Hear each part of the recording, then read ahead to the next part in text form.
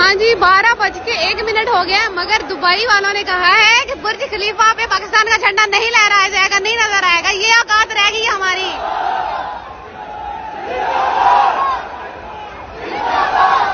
कल 14 अगस्त है, पाकिस्तान की आज़ादी का दिन है।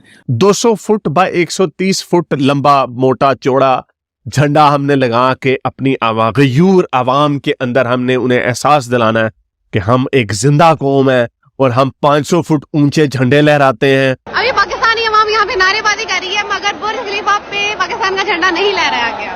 सो सैड, प्रैंक हो गया पाकिस्तानियों। जिस तरह तुम लोग के साथ तुम लोग की कमेंट कर रही है, यही तुम लोग के साथ होना चाहिए। वो चांद पे पहुंचा रहे हैं अपने बंदों को। हमसे यहाँ पे अपने बंदों का इलाज नहीं करवाया जाता, हम मेडिकल टूरिज्म के लिए उनकी भीख मांगते हैं। किसी किसी के पास पैसे हैं, कोई झंडा खरीद रहा है, शायद अगले साल ये झंडे के भी पैसे ना हो, लोगों के पास झंडे के पैसे रह जाएं। इस वक्त हिंदुस्तान अपने नेशनलिज्म के नशे में चूर है। इस वक्त हर हिंदुस्तानी जो है उसके लिए प्राइड है इंडिया जो है। बलोचिस्तान में आज चाइनीज के ऊपर अटैक हुआ है और जिसकी जिम्मेदारी कबूल की है BLA ने।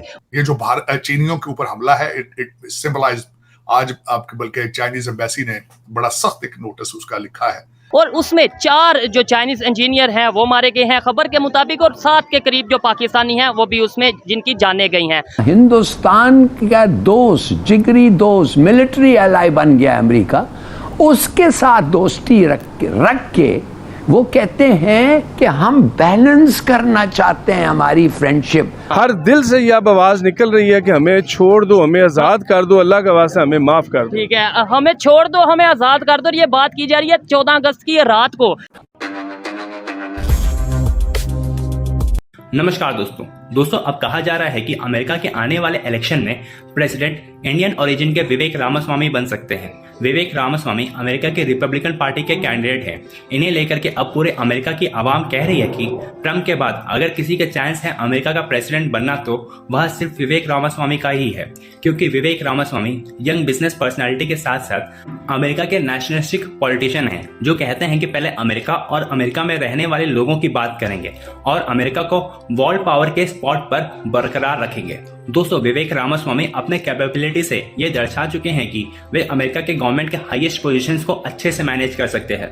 अगर वे प्रेसिडेंट ना भी बने तो वाइस प्रेसिडेंट या फिर फॉरेन मिनिस्टर तो जरूर बनेंगे। वहीं दोस्तों, दूसरी तरफ पाकिस्तान, जिसे अपना उम्मा कहता है और कहता है कि वे उनके ब्रदर देश है, लेकिन दोस्तों वही UAE ने पाकिस्तान के मुंह पर एक जोरदार लात मारा है।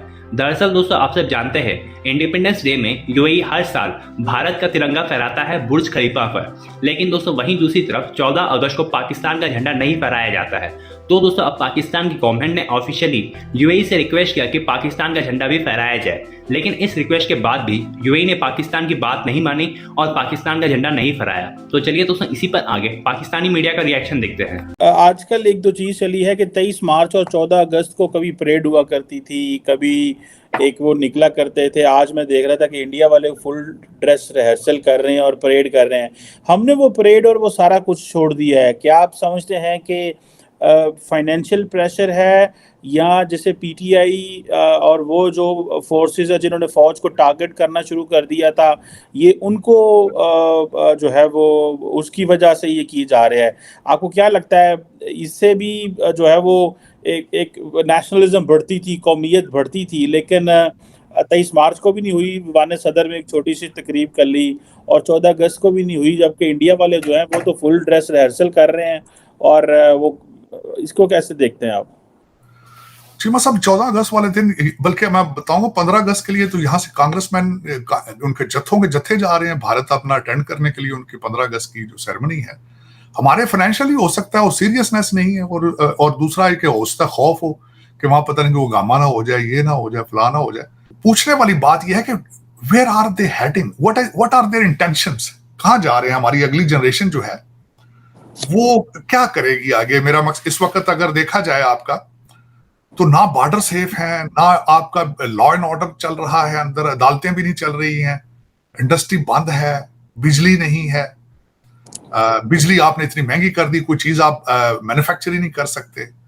आपको पता है आपके किया के 4 शोरूम बंद हो चुके हैं पाकिस्तान के। किया इज रैपिंग अप, और ये सारी चीजें लोगों को पता है, आपके रूलिंग एलीट को बिल्कुल सारा पता है कि व्हाट इज आवर डायरेक्शन। दूसरी साइड पे अगर देखा जाए तो मैं बल्कि आपको बताऊंगा कि भारत के अंदर एक मुकाबला हो रहा है कि अपना सर्च इंजन अपना बनाए। $4 लाख उन्होंने उस पर नाम रखा है, जो बनाएगा उसको पैसे दिए जाएंगे। वर्सेस हमारी कोई फोकस ही नहीं, किसी चीज पे कोई फोकस नहीं है। कोई इस वक्त 25 करोड़ जो लोग हैं, अगर मुझसे पूछें, सारे नाउम्मीद हैं, मायूस हैं। और मेरे ख्याल में तो पाकिस्तान में आगे आपको एंटी डिप्रेशन चीजें का बंदोबस्त करना पड़ेगा, नहीं तो फिर आपके मजीद हालात खराब होंगे। जिस टॉपिक पर बात करने वाले हैं वो बेसिकली ये है कि अगर हम यूएस की बात करें तो प्रेसिडेंट की रेस में अमेरिकन जर्नलिस्ट भी, और अमेरिका में जिसका ज्यादा चर्चा है वो है एक इंडियन ओरिजिन के, जिनका नाम है विवेक रामास्वामी। ये बोला जा रहा है कि ये डिजर्विंग है प्रेसिडेंट की सीट के लिए, और सिर्फ विवेक रामास्वामी ही है जो डोनाल्ड ट्रंप को मात दे सकते हैं। वहाँ पर विवेक रामास्वामी का पहले बैकग्राउंड दुनिया बहुत ही ज्यादा यंग है, हाईली टैलेंटेड, हाईली सक्सेसफुल, 38 की एज है इनकी, सेकंड जनरेशन इंडियन अमेरिकन है, हार्वर्ड से।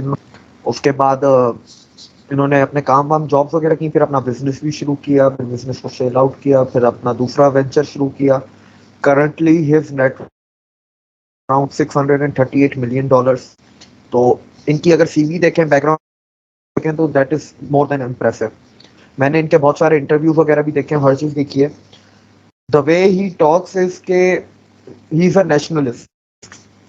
इनकी जो बातें हैं, नेशन फर्स्ट, जो पॉलिसी या जो सॉल्यूशंस ये बताते हैं, उसके अंदर अमेरिका क्या भलाई कैसे होगी, अमेरिका नंबर 1 पे रिटेन कैसे रहेगा, वो सारी बातें हैं।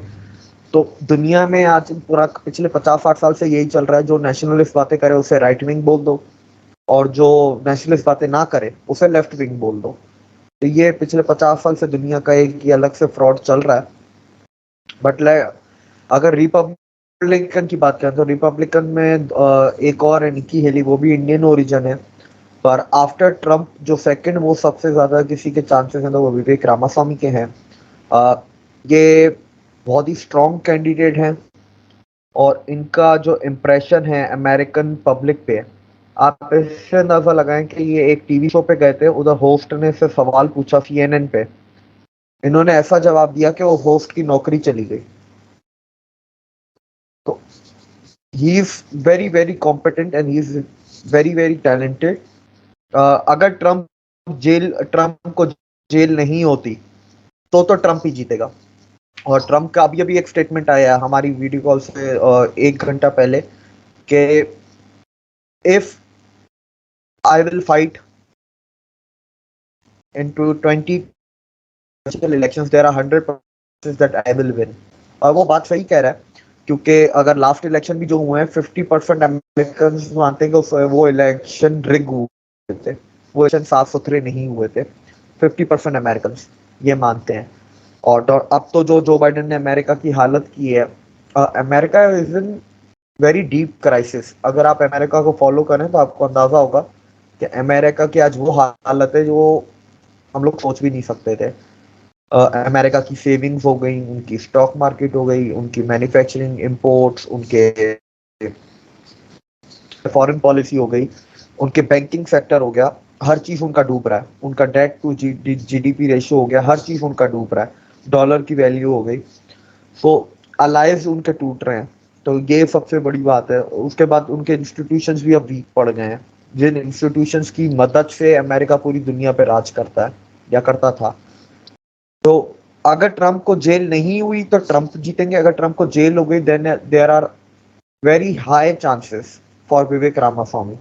और फॉर एग्जाम्पल अगर ट्रंप को जेल नहीं होती तो ट्रंप जीतेंगे and Vivek Ramaswamy will get the podium position. Podium position America में 2 होती हैं, या वाइस प्रेसिडेंट होते हैं या सेक्रेटरी स्टेट होते हैं, फॉरेन अफेयर्स के या डिफेंस के या ट्रेड कॉमर्स के, ये होते हैं।